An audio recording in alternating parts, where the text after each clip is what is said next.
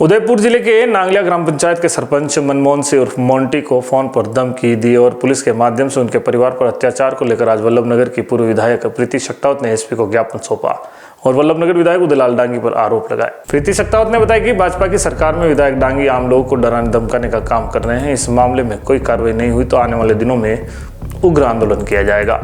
दरअसल स्वर्गीय मदन रावत की स्मृति में आयोजित क्रिकेट टूर्नामेंट में अतिथियों के आमंत्रण को लेकर विधायक नाराज हो गए और सरपंच को गाली गलौज कर टांगे तुड़वाने की धमकी दी। इसके बाद पुलिस ने सरपंच के घर दबिश दी, उनकी पत्नी और मां के साथ दुर्व्यवहार किया और कई ग्रामवासियों को उठा कर ले गई। इस घटना से ग्रामीणों में काफी आक्रोश है और वे दोषियों के खिलाफ कड़ी कार्रवाई की मांग कर रहे हैं। अब तक प्रशासन की ओर से कोई प्रतिक्रिया नहीं आई है, जिससे असंतोष बढ़ रहा है। ग्रामीणों ने पुलिस अधीक्षक और जिला प्रशासन से तत्काल हस्तक्षेप करने की मांग की है, अन्यथा वह उग्र आंदोलन के लिए तैयार है। आज यहाँ पर हम लोग एसपी साहब को एक ज्ञापन देने आए हैं। हम सब वल्लभनगर विधानसभा से हैं और भिंडर पंचायत समिति की नागलिया पंचायत का ये मामला है। नागलिया पंचायत के सरपंच को पूर्व में गिरफ्तार किया गया था, जो कि पहले जनता सेना में थे, अब वो विलम्ब होकर भारतीय जनता पार्टी के हो गए हैं। उनको गिरफ्तार किया गया, जो भी कारण रहा होगा तो पुलिस ने करा होगा, परंतु अभी उन्होंने एक टूर्नामेंट कराया, जबकि वो कांग्रेस पार्टी का व्यक्ति नहीं, पर उन्होंने एक टूर्नामेंट कराया। तो मैं किसी पार्टी विशेष के हिसाब से नहीं आई हूँ, एक जनप्रतिनिधि होने के नाते मैं पूरी वल्लभनगर विधानसभा परिवार के सदस्यों के लिए आई हूँ यहाँ पे।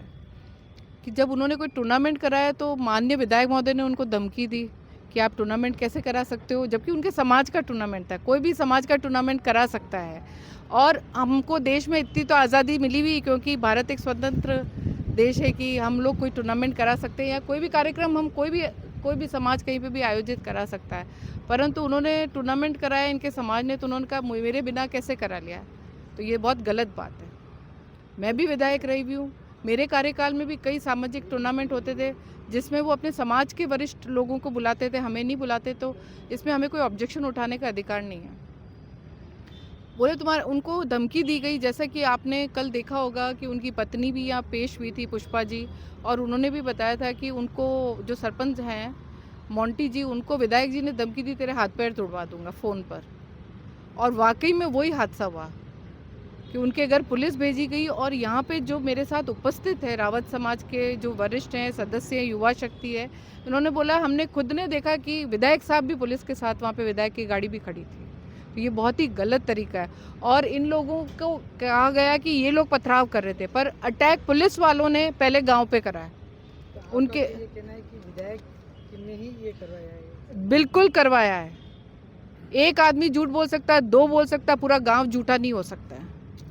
और ये प्रत्यक्ष लोग खड़े हुए, उन्होंने ही अपनी गाड़ियों को तोड़ा है पुलिस वालों ने और इन लोगों का नाम लगाया। और सबसे बड़ी बात जो मैं आपको बताने वाली हूँ कि अखबार में जो कल नाम दिए गए थे, जिन लोगों के अरेस्ट वारंट निकले हुए हैं, अगर आप उनकी लोकेशन लाइव इसलिए बोलना चाह रही हूँ क्योंकि अगर उनकी लोकेशन ट्रेस कराएंगे तो जिन लोगों के यहाँ पे नाम दिए गए उनमें से कुछ लोग तो यहाँ पर है भी नहीं, गुजरात में है, वहाँ पे अगर आप उनका ट्रेस कराएंगे तो उनकी लोकेशन वहाँ की आएगी और वो वहाँ जॉब कर रहे हैं। तो हर किसी का नाम आप दे रहे हो, आम नागरिकों को ज़बरदस्ती फंसा रहे हो।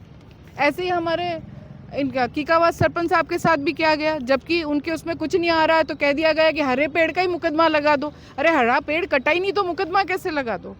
ऐसी तानाशाही नहीं चलेगी। भारतीय जनता पार्टी का शासनकाल है, विधायक उनका है, विधायक को जनता चुनती है कि जनता के लिए वो कार्य करे, न कि जनता पे तानाशाही करे। और मैं जिस पार्टी से आती हूँ, 36 कौम मेरा परिवार कहलाता है, तो आप ये परिवार करके और ये जातिवाद यहाँ पे मत फैलाएं। ये मेरा परिवार है और इन पे जिन्होंने अटैक किया है, जो पुलिस वाले वहाँ पे थे, घर की खिड़कियाँ तोड़ी है। और सबसे खराब बात जो है, जो पुलिस में लिखा गया है कि महिला कांस्टेबल के बिना आप किसी महिला को हाथ नहीं लगा सकते हो, तो उनकी पत्नी, माँ, इन सबको वो खींच के बाहर लाए, उन पे भी अटैक किया गया और कोई महिला कांस्टेबल उनके साथ नहीं थी। गांव के सभी मुखबिर यहाँ खड़े हैं, आप उनसे पूछ सकते हैं बिना महिला कांस्टेबल के पुलिस ने कैसे महिलाओं को हाथ लगाया और उनके खिलाफ कार्रवाई क्यों नहीं की जा रही। इसके लिए आज हम एसपी साहब को ज्ञापन देने आए हैं। अगर इस पर कोई कार्रवाई नहीं हुई तो जन आंदोलन के लिए सभी जने तैयार रहे। पुलिस हमारी सुरक्षा के लिए, हमारे हाथ पैर तोड़ने के लिए नहीं है। और उस परिवार के और गांव के कुछ लोग बीच बचाव में आए तो उनको इतनी बुरी तरह से मारा गया कि एक व्यक्ति के तो जो रॉड फिट होती ना, उसके पैर की ऐसी हालत कर दी कि वो 2 साल जिंदा लाश बन के जिएगा।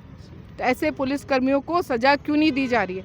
आम नागरिक को सजा देने तो पुलिस पहुंच जाती है, और जब पुलिस ऐसी जाती करती है तो उसका क्या सॉल्यूशन है?